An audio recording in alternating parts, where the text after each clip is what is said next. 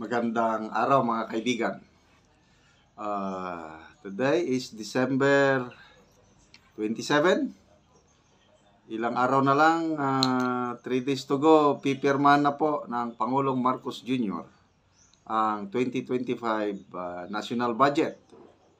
Na sabi nila, nire-review daw. Okay, speaking of this budget, mayroong open letter pinirmahan ng 193 individuals. Most of them are generals, premier generals. Binilang ko yung nakapirma na generals. Of course, all of them are retired. 112 AFP, PNP, Philippine Coast Guard, generals, admirals.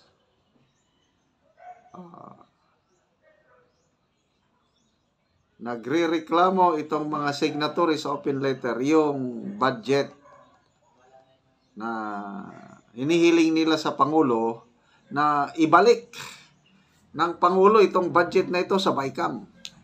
So, it's a very strong letter. Although, maganda yung wordings ng letter, very respectful, but malaman. Okay? So, ito, post ni Tio Moreno. About time na ba? Katapusan na ba ni BBM? Question mark. May similar post na nabasa ko, ganito rin. Si Optic Politics. Title ni Optic Politics is Fiscal Mismanagement,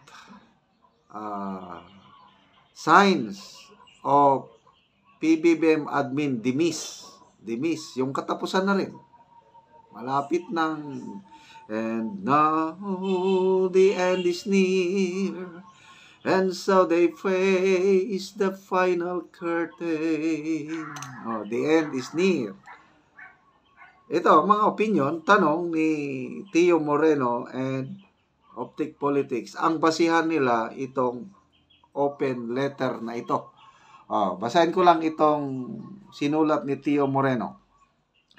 Look, retired officials and members of the AFP, PNP, uniform personnel, UP Vanguard, civil society groups, civic organization, and concerned Filipino citizens have expressed concern over what they describe as the questionable 2025 proposed national budget passed by Congress. PS, sabi niya, this open letter was shared with SMNI News by one of the signatories of the manifesto. So, iba ito sa mga unang open letter, walang pirma. Ito, pirmado, 193. Kabilang dyan, 112 generals. Okay, so, basahin natin ha. Open letter to President of the Republic of the Philippines. President Ferdinand R. Marcos Jr., Office of the President. Ayan, so basta ito. Dear Mr. President, we, the retired and concerned, wag na, basta nabanggit ko na yan. Dito, sabi nila,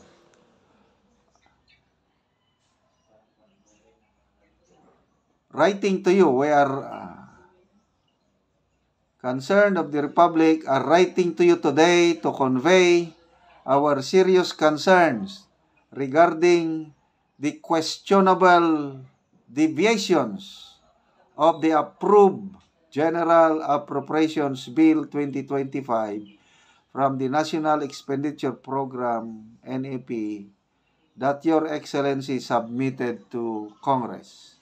These changes are the remarkable upgrades and new items which are unnecessary and which favor less important needs at the expense of the most basic needs of the Filipino people, including the welfare and security of our country. We sincerely request, ito yung sinasabi ko na very respectful naman ang sulat. Kaya lang malaman. Tungkol sa kapalpakan ng Kongreso ito eh. Kasi sila yung nag-approve sa BICAM eh. We sincerely request Your Excellency that the budget be returned to the Bicameral Conference Committee for a thorough, comprehensive, and transparent assessment to ensure that the allocations are consistent with the nation's priorities and address the most pressing needs of the Filipino people. Okay, so isinite nila yung mga tumaas na budget. I-summarize ko na lang kay medyo kwan. Tumaas ang budget ng Senate. Tumaas ang budget ng House of Representatives. Tumaas ang budget ng DPWH. Ito, in-insert ang AKAP funds. Ito ang sinisentro nila, AKAP. Tapos, severe reduction to critical departments. So, nakalagay dito yung mga departments na nabawasan. Upholding fiscal discipline and fiscal sustainability. Yan. Yan ang mga topics nila. Therefore, ito na yung action. Therefore, we humbly request Your Excellency to facilitate the following. Reject the unfair upward variations and other expenses which are arbitrary and not responsive to the pressing needs of the people. Ensure efficient and prudent fiscal management. Kaya pala, siging ka bitaw ng statement o siging ka publish ng statement si E.S. Bersamin. Sabi niya, the President is prudent in programming and spending resources, limited resources of our country. Ito pala ang demand ng open letter ng mga generals. Number 3, reinstatement of the initial funding for key departments.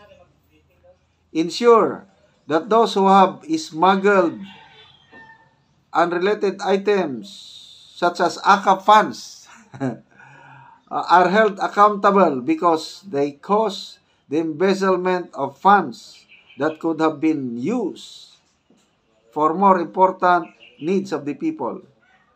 So, tinatarget nilang AKAP. Ensure transparency and accountability. Then, diniscuss na the National Expenditure Program and Public Trust. The National Expenditure Program is the overall management plan of your administration which aims to achieve equal and balanced development. All these deviations and unjustified allocation being allowed to continue distort the budgetary process and erode public confidence in this government, thus potentially deny you the legacy of a sound and accountable stewardship of nation's resources. We fervently ask for your firm and decisive action, Your Excellency, because that will enhance your fight against corruption and correspondingly promote the public good and the well-being of the Filipino people. Let this national budget be an enduring testament of your government's commitment in attending to the real needs of the Filipino people and pave the way for the inevitable growth of our nation. With utmost respect, signed. Yun na. 193 lahat ang nakapirma. Binilang ko yung number of generals, 112. Ano yung demand nila? Ang demand nila is ibalik ang budget sa BICAM. Wala eh. Nireview lang ng Pangulo. Nire-review ko no, hi. And then, December 30, pipirma na. So, dito magkakaalaman ngayon. Pagpirma ng presidente, ano ba yung... Kasi sabi ng presidente, i-line veto. Meron siyang veto power. Ano ba yung mga igagano niya? Babantayin natin AKAP. Tatanggalin ba niya ang AKAP? Tapos, binabanggit din pala ng mga signatories yung AFP modernization.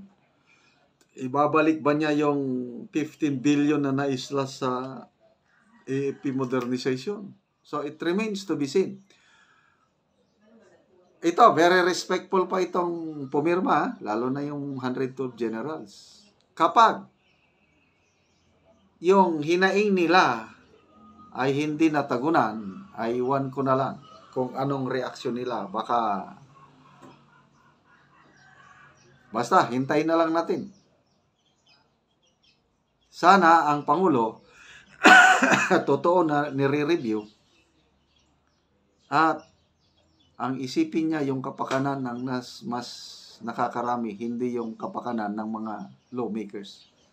Kasi ang nagpagulo dito, mga lawmakers, yung nag-approve sa BICAM. Yan ang nagpagulo. So, tanong, ni Tio Moreno, ni Optic Politics, katapusan na ba ng PBBM admin? Only time will tell. So, sana gabayan ng Diyos ang Pangulo para magawa niya yung tama.